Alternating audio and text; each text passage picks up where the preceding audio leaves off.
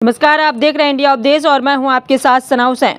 अयोध्या के मकबरा स्थित बसपा पार्टी कार्यालय पर आयोजित काशीराम साहब के 90वें जन्मदिवस पर कार्यक्रम में भाजपा छोड़कर बसपा में सच्चिदानंद पांडे और सचिन शामिल हुए। इस कार्यक्रम के दौरान लोकसभा प्रभारी व फैजाबाद लोकसभा से बसपा के प्रत्याशी बनाए गए सच्चिदानंद पांडे ने कहा कि अंबेडकर नगर भी अवध क्षेत्र में आता है। मैं अवध का वासी हूँ। अयोध्या जिला भी मेरा जिला है और यहाँ के लोग भी मेरे अपने हैं। हम धर्म के आधार पर नहीं लड़ेंगे चुनाव, स्थानीय मुद्दों पर लड़ेंगे चुनाव। कौन सा दल यहाँ के लोगों का भला चाहता है, इसी मुद्दे पर लड़ेंगे चुनाव। फैजाबाद लोकसभा से भारी मतों से चुनाव बसपा जीतेगी। हमारा मोटो है कि सर्वजन सुखाय सर्वजय हिताय। दलित समाज और ब्राह्मण समाज ही यहाँ के स्तंभ हैं। दोनों स्तंभ पर कोई ध्यान देता है तो हमारी नेता बहन कुमारी मायावती हैं। वहीं प्रदेश अध्यक्ष विश्वनाथ पाल ने कहा, लोकसभा चुनाव के लिए पूरे प्रदेश में बसपा की तैयारी है। बसपा का गठबंधन किसी दल से नहीं, जनता से है। 2007 में जनता के गठबंधन से ही बसपा की सरकार बनी थी। जनता का गठबंधन चाहे मुस्लिम समाज का हो या फिर दलित समाज का हो या पिछड़ा वर्ग का समाज हो, चाहे ब्राह्मण क्षत्रिय वैश्य समाज हो, जब जनता का गठबंधन बनेगा तो 2007 के तर्ज पर इस उत्तर प्रदेश में बड़े दल के रूप में बहुजन समाजवादी पार्टी उभर कर आएगी। चाहे इंडिया हो चाहे एनडीए, दोनों गठबंधन फेल हो जाएंगे। किसी भी दल को धर्म की राजनीति नहीं करनी चाहिए। भारत देश विभिन्न धर्म का देश है। यहाँ देश डॉक्टर BR अम्बेडकर के बने संविधान पर चलता है। बाबा साहब ने सभी धर्म के लोगों को अपने संविधान में जगह दिया है। धर्म एक विश्वास की चीज, एक आस्था की चीज है। इसको राजनीति से नहीं जोड़ना चाहिए। बता दें कि बसपा ने अयोध्या में ब्राह्मण चेहरे पर दांव लगाया है। अंबेडकर नगर के रहने वाले सच्चिदानंद पांडे उर्फ सचिन को फैजाबाद लोकसभा का प्रभारी बनाया गया है और फैजाबाद लोकसभा से बसपा के टिकट पर चुनाव सच्चिदानंद पांडे उर्फ सचिन लड़ेंगे। टिकट की आधिकारिक घोषणा अभी बाकी है। अयोध्या से bureau report. Bahujan Samaj party के संस्थापक रहे, बहुजन समाज पार्टी के संस्थापक रहे, बहुजन समाज पार्टी के नायक, बहुजन समाज पार्टी के पूर्व राष्ट्रीय अध्यक्ष रहे, मानवर कांशीराम साहब का जन्मदिन है।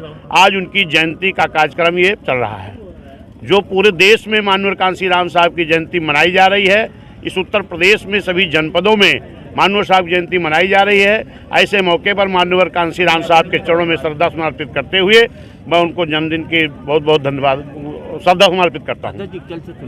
उत्तर प्रदेश में बहुत मजबूत तैयारी है बहुजन समाज पार्टी की। ये तरफ जहाँ गठबंधन है कांग्रेस, सोना साथ पूछो कैसे बताऊंगा। बोलो भैया, एक लोग गठबंधन बहुजन समाज पार्टी की राष्ट्रीय अध्यक्ष मान्या बहन जी पहले ही कह दिया है कि इस देश की जनता के साथ मेरा गठबंधन होगा, दलों के साथ नहीं। और इसके पहले भी 2007 में जनता के गठबंधन के बल पर 2007 में बहुजन समाज पार्टी की पूर्ण बहुमत की सरकार बन चुकी है। और वो जनता का गठबंधन चाहे मुस्लिम समाज के लोग हों, चाहे पिछड़ा समाज के लोग हों, चाहे SC ST समाज के लोग हों, चाहे न्याय पसंद ब्राह्मण क्षत्रिय वैश्य समाज के लोग हों, जब जनता का गठबंधन बनेगा तो निश्चित है कि 2007 के तर्ज पर इस उत्तर प्रदेश में बड़े दल के रूप में बहुजन समाज पार्टी आएगी। और ये इंडिया हो चाहे एनडीए, ये दोनों गठबंधन फेल होगा। इसको रोकने के काम जनता गठबंधन के बल पर हम करेंगे। लगभग घोषित हो चुके हैं कई सीटों पर। आज भी प्रत्याशी प्रभारी घोषित होंगे और निश्चित है सूची बहन जी जल्द से जल्द आउट कर देंगी पूरे प्रदेश। राम मंदिर, चाहे वो भाजपा हो चाहे कोई भी दल हो, किसी भी दल को धर्म के नाम पर राजनीति नहीं करनी चाहिए।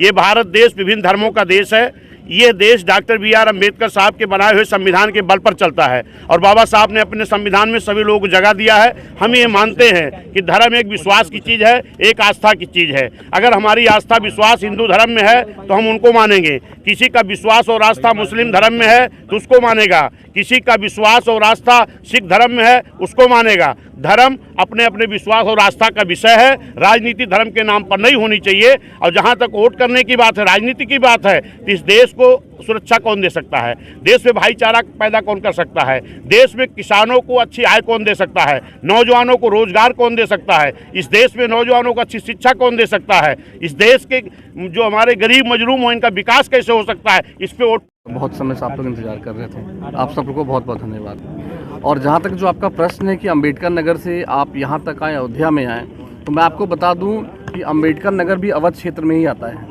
और मैं भी अवध वासी ही हूँ। और जहाँ तक बात है इस ज़िले की, तो ये ज़िला भी मेरा अपना ही ज़िला है और यहाँ के लोग भी मेरे अपने हैं।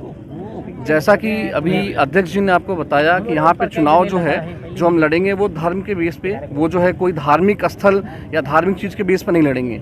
वो हम जो यहाँ पे लोग हैं, जो यहाँ पे आपके जो गरीब तबके के लोग हैं, दलित लोग हैं, ब्राह्मण समाज के लोग हैं, तो उनके लिए यहाँ पे कौन से दल जो है कल्याण की बातें करेगा, उनके लिए कौन सोचेगा, उसके ऊपर हम चुनाव लड़ने वाले हैं।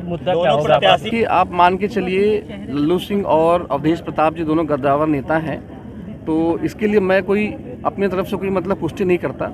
और जहाँ तक बात है इस बार बीएसपी की, तो बीएसपी यहाँ से भारी मतों से विजयी आएगी, ये आप देखिएगा आने वाले समय। क्या मकसद था जो आपने मकसद बहुत साफ है।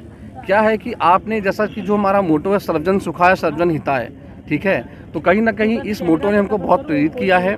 और यहाँ पे हम जो दलित समाज है और जो ब्राह्मण समाज है, यही जो है आप समझिए पूरे समाज की स्तंभ है।